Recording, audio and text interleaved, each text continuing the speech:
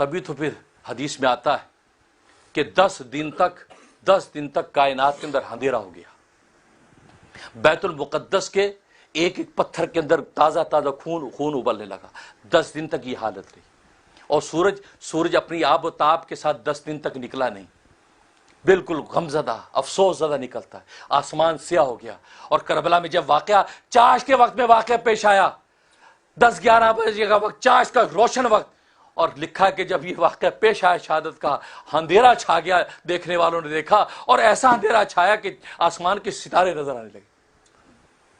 آسمان نے غم منایا, زمین روئی, پتے گڑ گڑائے. کوئی کہ پتھر کے اندر خون ابلا. کتنا بڑا قتل آج ہو گیا ہے.